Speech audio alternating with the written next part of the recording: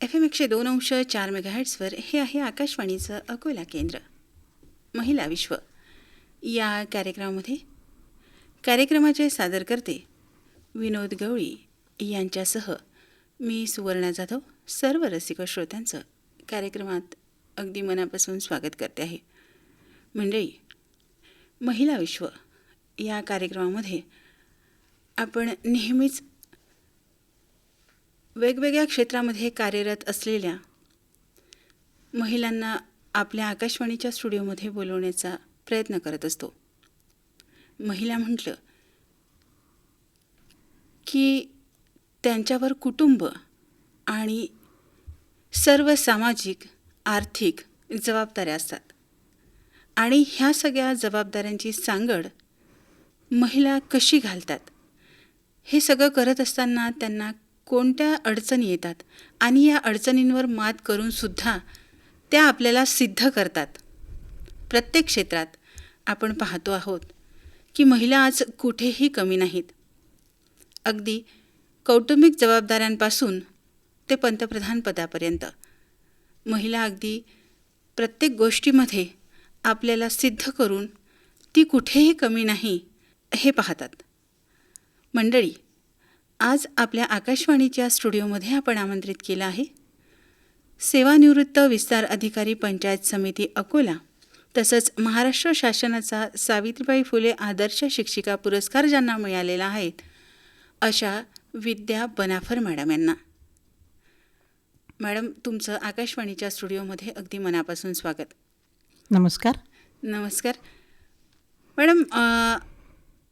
साहित्य क्षेत्र आणि महिलांना कुठेतरी व्यक्त होण्यासाठी एक संधी हवी असते आणि अगदी तुमचा साहित्य क्षेत्रातला प्रवास पाहत तुम्ही या क्षेत्राची सुरुवात कशी केली? नोकरी तर उशिरा लागली, पण असं म्हणतात ना की कुठेतरी आपल्या आतमध्ये ते बीज असतं, तसं साहित्याचं बीज कुठेतरी होतं. माझी आई होती, अगदी 4था वर्ग पास होती, परंतु मला आठवते की लग्नाच्या मध्ये जे आमच्या समाजामध्ये बन्नाबन्नी वगैरे गाणी म्हणतात, ती गाणी आई लिहायची. तर ते साहित्यच होतं त्या काळातलं आणि त्याचं बीज कुठेतरी माझ्यामध्ये रुजलेलं असावं.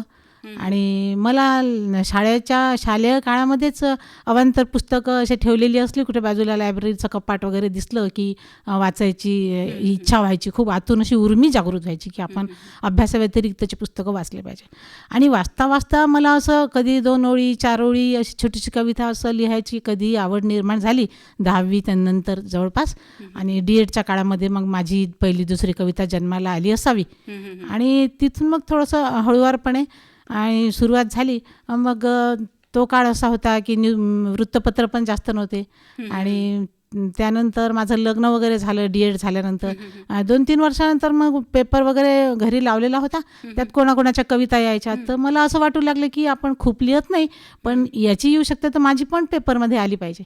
मग असा प्रयत्न केला आणि तो दिवस मला अजून आठवतो की पहिली कविता माझी देशोन्नतीमध्ये छापून आली होती. आणि ते छापून आल्यानंतर जो मला प्रोत्साहन मिळालं, तर मग मला असं वाटलं की नाही, जेव्हा प्रकाशित होऊन येते पेपरमध्ये कविता आणि मग तेव्हा मोबाईल नव्हते, लोकांचे फोन वगैरे यायचे नाही, पण मलाच तो खूप आनंद व्हायचा आणि कोणालाही मी दाखवायची. तर अशा प्रकारे ते वाढत गेलं आणि ते मग लेखन वाढत गेलं, दर्जा वाढत गेला आणि असं करता करता आज माझी 5 पुस्तकं प्रकाशित आहेत. बरं, तुम्हाला नोकरी ही लग्नाच्या आधी लागली की लग्नानंतर? नोकरी लग्नाच्या आधी लागलेली, 3 वर्ष आधीपासून नोकरी होती. अच्छा, मग हा नोकरीचा कार्यकाळ तुम्ही कुठे कुठे व्यतीत केला? अकोला जिल्ह्यातच? अकोला जिल्ह्यात हा जिल्हा परिषदच्या नोकरीचा कार्यकाळ व्यतीत केला, परंतु त्याच्यापूर्वी मला खूप गरज होती. घरची परिस्थिती खूपच हळवी होती, आर्थिक परिस्थिती.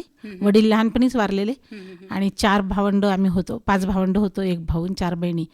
आणि अशा वेळेस मी D.Ed होऊन घरी बसलेली, हे मला काही खपत नव्हतं. असं वाटत होतं की लवकर नोकरी लागली पाहिजे. मग पेपरमध्ये काही पाहिलं, कोणाच्या घरी पेपर वाचायचा शेजारी पाजारी जाऊन आणि त्यात जाहिराती दिसल्या.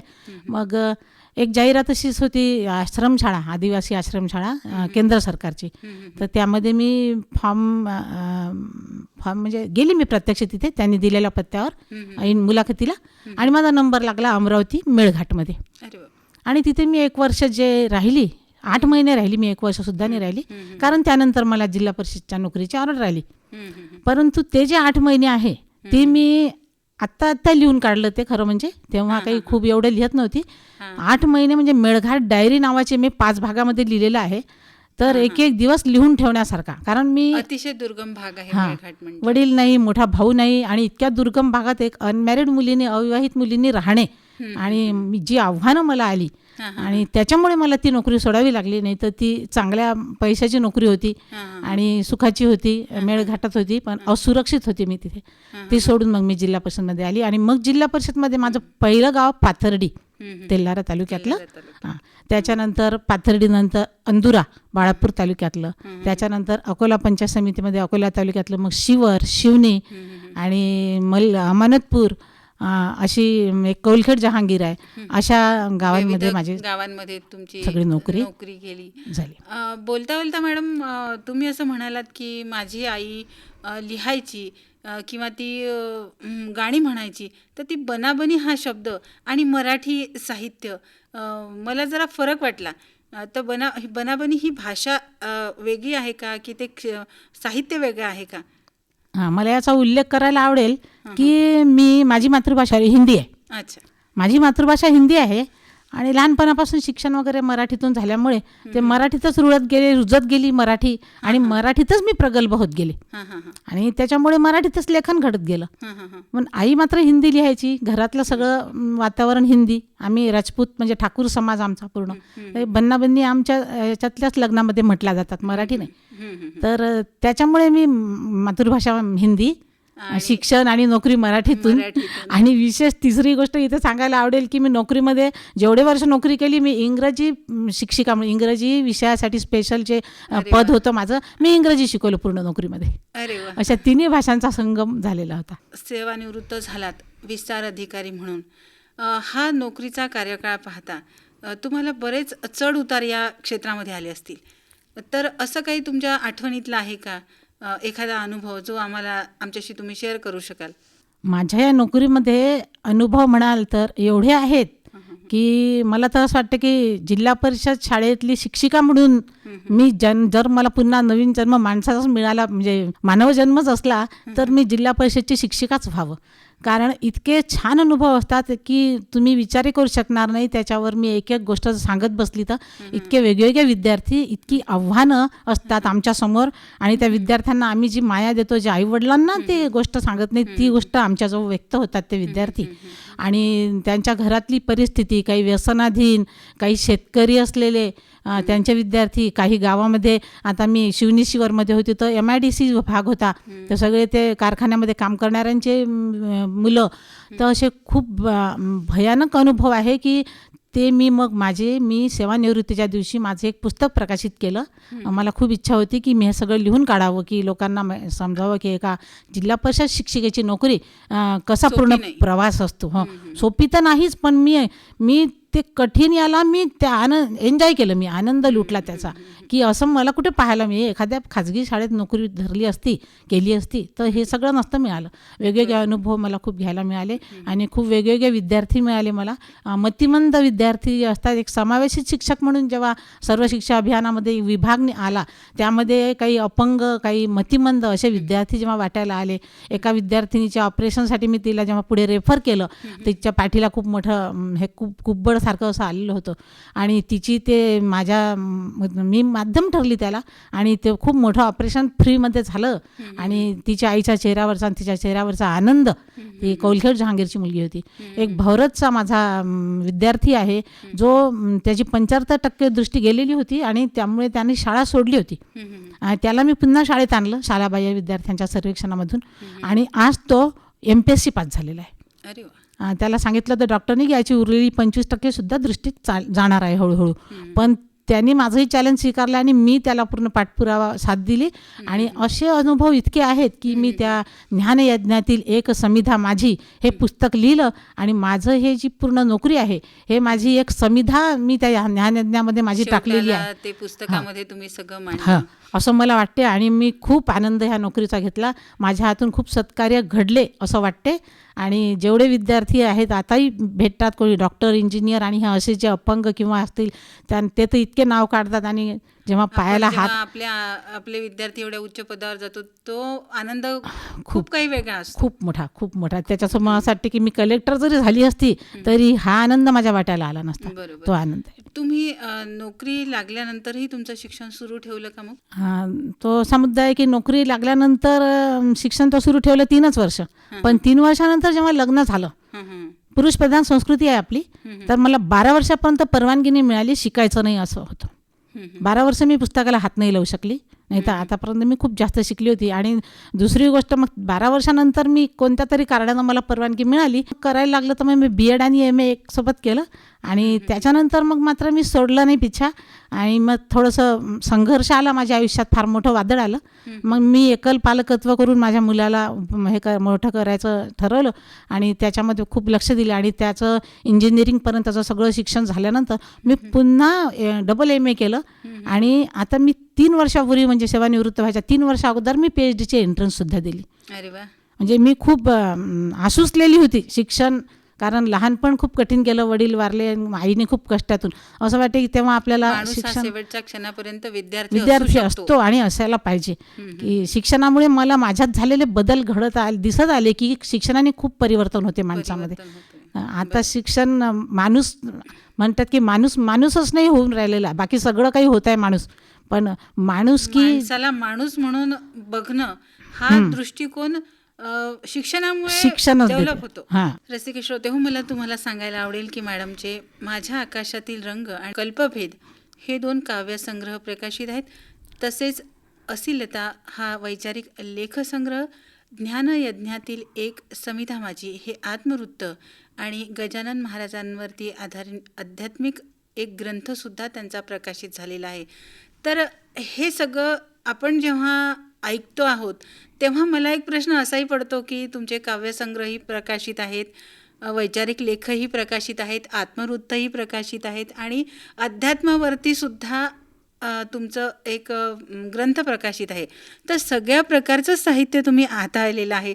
तर हे सगळं सांगड तुम्ही कशी घालता? मी या मताची आहे की मला वाचनाची खूप आवड होती आणि पुस्तकांनीच मला प्रगल्भ विचारात प्रगल्भता आणली. आणि म्हणून माझे विचार असे झाले की आयुष्यात, आणि त्यात आपण स्त्री आहो आणि आपण पुरुषप्रधान संस्कृतीमध्ये राहतो, आपण काही पाश्चिमात्य देशातली स्त्री नाही आहे. आणि इथे पुरुषप्रधान संस्कृतीमुळे बरंच काही इथे दडपण आहे, खूप मर्यादा आहे, खूप शृंखला आहेत आपल्या हातापायामध्ये समाजाने घातलेल्या. आणि त्या शृंखला अशाच तोडायच्या नाही आहे, पण वैचारिक प्रगल्भतेने आपण त्या शृंखला सिद्ध करून त्याच्या बाहेर आपण अगदी बरोबर. तर म्हणून मग खूप आव्हानं पेलत मग मी विचार केला की मला सगळे विषय मला खुणावत होते की मी याच्यावरही लिहायला पाहिजे, मी त्याच्यावरही लिहायला पाहिजे. जो प्रसंग घडत गेला त्याच्यानुसार तुम्ही लिहत गेला. शाळेत पाहिलं तर बालविवाह पाहिले, छोट्या छोट्या गावांमध्ये बालविवाह छोट्या छोट्या मुलींचे होतात. इकडे पाणी टंचाई पाहिलं, हा प्रश्न उन्हाळ्यामध्ये अकोल्यामध्ये जो भेडसावतो त्याच्यावर पाहिलं तर लगेच सुचते मला काही. प्लॅस्टिक निर्मूलन, मी प्रत्येक याच्यावर कविता लिहिली आहे, प्रत्येक याच्यावर वैचारिक लेख लिहिलेले आहे. आणि आणखी काही आहे जे अप्रकाशित आहे माझं साहित्य, असं सगळ्या प्रकारचं लेखन मी त्याच्यामुळे केलेलं आहे. मला असंही वाटतं मॅडम की शिक्षक म्हटला की त्याचं 10 ते 5 हा वेळ, जो काही तुमच्या जिल्हा परिषद शाळेचा जनरली 10 ते 11 ते 5 हा शेड्यूल असतो, हे सगळं करत असताना म्हणजे एक स्त्री म्हणून घरच्या जबाबदाऱ्या, शाळेच्या जबाबदाऱ्या, आणि शाळेमध्ये काम करत असताना तुम्हाला बरेचशी कामं असतात, सर्वे असतात, पेपर काढणं असतं, विद्यार्थ्यांच्या शिकवणं असतं. ह्या सगळ्या तुमच्या शेड्यूलमधून तुम्ही लिखाणासाठी कधी वेळ काढत होता? म्हणतात ना, आवड असली की सवड मिळते. मला कधीच माझ्या लिखाणासाठी मला असं खूप विचार करून आणि आज मला अमक्या विषयावर लिहायचं असं आतून येत होतं. कधी कधी तर अगदी स्वयंपाक करून राहिली नाही, एखादा विषय यायचा की साठी स्वयंपाक सोडून आधी लिहावं. तर असं जेव्हा ते असं धबधबा कोसळतो की नाही, तसं जेव्हा ते विषय एखादा कोसळतो आणि मग लिहायला मग काही त्रास होत नाही. आणि मग इतका कमी वेळ लागतो, कोणीतरी 4 तासात लिहिणार आहे ते मी अर्ध्या तासात लिहू शकते. अशा प्रकारेच माझं लेखन झालेलं आहे. मला कुठे खूप ताण देऊन शब्दाची जुळवाजुळव करून, वाक्यांची जुळवाजुळव करून, कुठून तरी शब्द शोधा, कोणाचे तरी चोरून, कोणी आशय चोरते, कोणी शब्द, असे प्रकार आमच्या साहित्य क्षेत्रात होतात. तर तसला प्रकार कधी करावाच लागले नाही. त्याच्यामुळे भरपूर लिखाण घडत गेलं. आणि मग इथं आवर्जून सांगते की मला पूर्ण नोकरीमध्ये मी शाळेत कधीसुद्धा 2 ओळी लिहिलेल्या नाही, पण शाळेच्या वेळेव्यतिरिक्त रात्री पण 2-2 वाजेपर्यंत जागली नाही. मी कमी वेळात जास्त लिखाण करू शकत होती. त्याच्यामुळे मला आवड होती की बरोबर वेळ मिळायचा. तर मग हा वेळ मी सत्कारणी लावला आणि त्याच्यातून ते घडत गेलं. मॅडम, तुम्हाला 2018 सालचा सावित्रीबाई फुले आदर्श राज्यस्तरीय पुरस्कार सुद्धा मिळाला. तर तुम्ही असं कोणतं काम केलं शैक्षणिक क्षेत्रात की त्याच्यासाठी तुम्हाला हा पुरस्कार मिळाला? शैक्षणिक क्षेत्रात माझं एक उल्लेखनीय काम मला तरी असं वाटते की मी जास्त करून पंचायत समितीत अकोलामध्ये आल्यानंतर म्हणजे शहरी भागात आली, तर मला जिल्हा परिषदेमध्ये बऱ्याच लोकांना ते दिसलं, काही माझं वक्तृत्व किंवा काही आमचे केंद्र संमेलन वगैरे होत होते. त्यात समोर उभं राहून काही शिक्षकांना ज्यांना व्यवस्थित बोलता येते त्यांना मार्गदर्शन करावं लागायचं, 8-9 शाळांच्या शिक्षकांना. त्यातून त्यांनी पाहिलं आणि मग माझं वक्तृत्व वगैरे पाहून थोडं आत्मविश्वास, स्टेज डेअरिंग पाहून पुण्याचे काही ट्रेनिंग असतात आमचे राज्यस्तरावरचे, पुण्याला ते ट्रेनिंग घ्यायचं. कुठला अभ्यासक्रम बदलला की त्याचं ट्रेनिंग, काही नवीन आलं तर त्याचं ट्रेनिंग, प्रशिक्षणं असतात, अनेक प्रशिक्षणं सुरू असतात. तर त्या प्रशिक्षणासाठी राज्यातून काही मोजक्या शिक्षकांची निवड केल्या जाते, त्यांनी तिथे घ्यायचं. मग ते रिजन विभागीय स्तरावर द्यायचं, विभागातल्या 4 जिल्ह्याच्या शिक्षकांना, विभागावरून जिल्ह्यावर द्यायचं, मग जिल्ह्यावरून तालुक्याला, अशी ती साखळी असायची. तर सगळ्या ट्रेनिंगमध्ये माझं नाव जे झालं होतं, फिक्स झालं होतं की राज्याचं कुठलं ट्रेनिंग असलं की विद्यापनापर, तर अकोला जिल्ह्यातून मला नेहमी पाठवलं जायचं. आणि त्याच्यामुळे काय झालं की काय म्हणतात ते पहिल्या धारीचं म्हणतो आपण त्या वऱ्हाडी भाषेत आपल्या, तर ते मला तिथून मिळायचं. जे काय शिक्षणा क्षेत्रामध्ये बदल होणार किंवा नवीन येणार ते सगळं मला तिथे पहिल्या धारीचं मिळायचं. आणि मग मी त्याचा इतका चांगला फायदा घ्यायची की माझ्या शाळेतल्या मुलांना, माझ्या शाळेतले दुसऱ्या वर्गातले जे शिक्षक होते त्यांना सुद्धा मग ते सांगायचे की नाही, तिथं पुण्याला जे मिळतं ना अगदी पहिलं, ते इकडे झिरपत येते पण ते खूप चांगलं असते. आणि तिथे मला खूप मोटिवेशन सुद्धा मिळायचं की नाही, काय केलं पाहिजे आपण मुलांसाठी ह्या जिल्हा परिषदेच्या. तर त्याच्यामुळे मी खूप काम करू शकली. आणि नुसतं खूप नाही तर काय म्हणतात, क्वांटिटी आणि क्वालिटी असं म्हणतात की नाही, दर्जा पण आणि जास्त पण. आणि आमच्या शिक्षकांसाठी पण काही स्पर्धा असतात, विद्यार्थ्यांसाठी इतक्या स्पर्धा, इतके उपक्रम.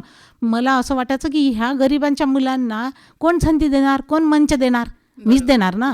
आणि मी जर दिलं नाही तर हे पाप आहे, ते त्यांच्यापासून वंचित राहतील. हां, आणि ते वंचित राहतील, ते माझं पाप, बरोबर, माझ्या हातून घडलेलं ते पाप असेल. आणि हे मला माफ नाही करणार कधी मी यांना. मग मी वक्तृत्व शिकवलं त्यांना, उभं कसं राहायचं, त्यांच्या फॅन्सी ड्रेस स्पर्धा आहे, त्यांना नृत्य कसं करायचं, सगळ्या कला, अनेक प्रकारच्या खूप आमच्या जिल्हा परिषदमध्ये मी मानावं लागेल की इतके वैविध्यपूर्ण उपक्रम आहे विद्यार्थ्यांसाठी. पण सर्व शिक्षकांनी त्याचा उपयोग त्या विद्यार्थ्यांसाठी केला तर खरोखर जिल्हा परिषदचे विद्यार्थी कुठच्या कुठे पोहोचले आहेत, बरेच पोहोचले आहेत. आणि कुठे पण चमकतील ना तर जिल्हा परिषदच्या शाळेतील विद्यार्थीच चमकतील जर खरोखर त्यांना न्याय दिला गेला. तुमच्यासारख्या सगळ्याच शिक्षकांनी, जिल्हा परिषदच्या शिक्षकांनी जर असा विचार केला ना मॅडम, तर जिल्हा परिषद ज्याच्या आजची परिस्थिती आहे जिल्हा परिषदच्या शाळांची आपण जी पाहतो आहे ती कदाचित राहणार नाही. बरोबर. आणि असं तुम्ही बोलता बोलता म्हटलं आहे की तुम्हाला रंगभूमीवरती सुद्धा काम करायला आवडतं. तर तुम्ही कोणकोणत्या भूमिका साकारलेल्या आहेत? मी राज्यनाट्य स्पर्धेमध्ये गेल्या सतत 3 वर्ष, एक मी नागमंडलमध्ये माझी मुख्य भूमिका होती, नागमंडल या नाटकामध्ये.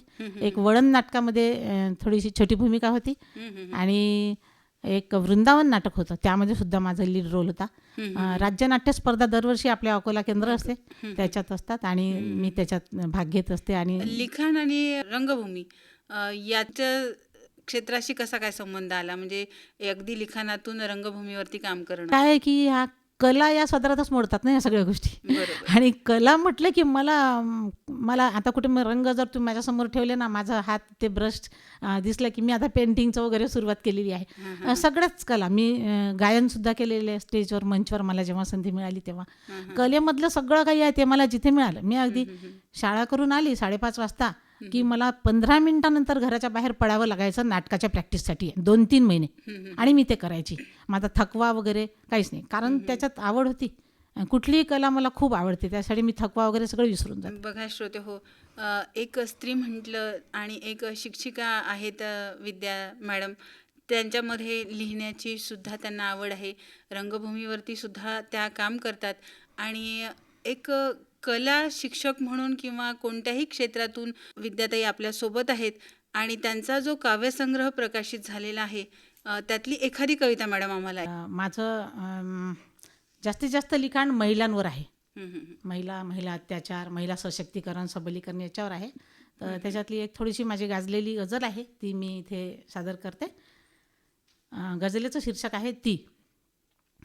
तुझ्या स्वप्नातली राणी सखी गुलजार आहे ती. पुरुषाला म्हणते स्त्री. हं, हं, हं. तुझ्या स्वप्नातली राणी सखी गुलजार आहे ती. सिकंदर तू जरी असशी, सिकंदर तू जरी असशी, तुझी ललकार आहे ती. क्या बात आहे. बदलले ना कधी चेहरे तिचे सारेच संदर्भ. पूर्वीचा काळ गेला. हं, हं. बदलले ना कधी चेहरे तिचे सारेच संदर्भ. तिच्या मागील इतिहासातला चित्कार आहे ती. कुठे केली तिने परवा समाजाच्या नकारांची, कुठे केली तिने परवा समाजाच्या नकारांची. खुज्यांच्या या जगामधली, खुज्यांच्या या जगामधली नग्न तलवार आहे ती. पिशाच्यांच्या वासनांची बळी पडली कितीदा पण. हे बलात्कारच्या घटना ज्या होतात. पिशाच्यांच्या वासनांची बळी पडली कितीदा पण. जन्मली ना फिरून पुन्हा, जन्मली ना फिरून पुन्हा, दुर्ग अवतार आहे ती. क्या बात आहे. दाबलेल्या हुंदक्यांनाच फुटले पंख सोन्याचे, दाबलेल्या हुंदक्यांनाच फुटले पंख सोन्याचे. विजांशी जोडले नाते, विजांशी जोडले नाते, अशी झुंजार आहे ती. वा. स्वतःच्या चंद्र ताऱ्यांना तुझ्या पदरात टाकोनी, हं, हं. स्वतःच्या चंद्र ताऱ्यांना तुझ्या पदरात टाकोनी.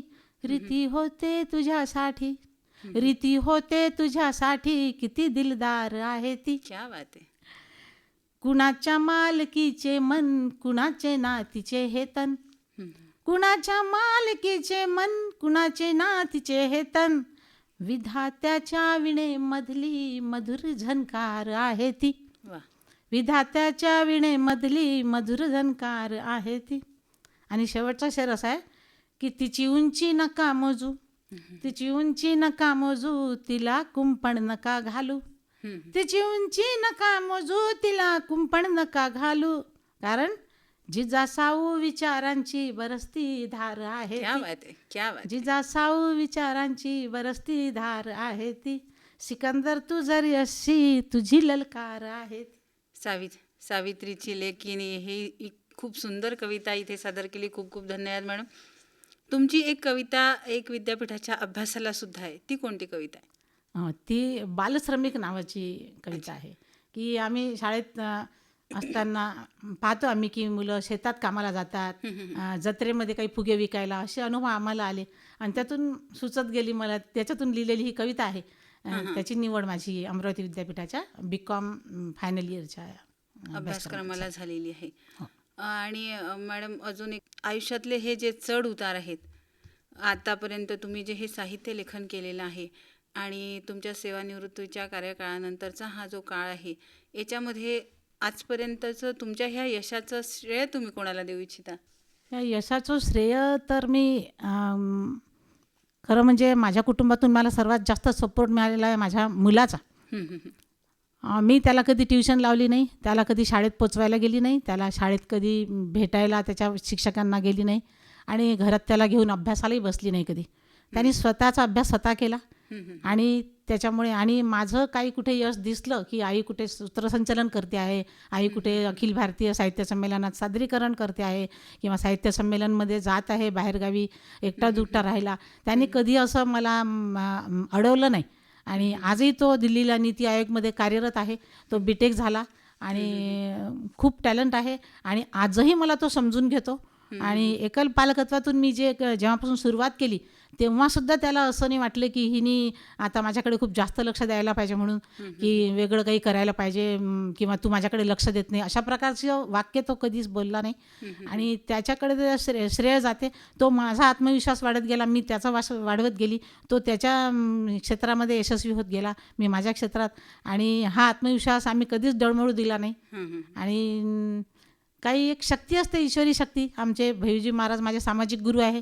त्याच्यातून मी सामाजिक कार्य करण्याची प्रेरणा त्यांच्याकडून घेतली आणि त्यांच्याशी नेहमी अटॅच राही. त्यांचे कार्य पाहून ते नेहमी म्हणायचे की जेव्हा जब संस्कारों का अकाल पड़ता है तो मानवता मरती है, अनाज का अकाल पड़ता है तो इंसान मरता है.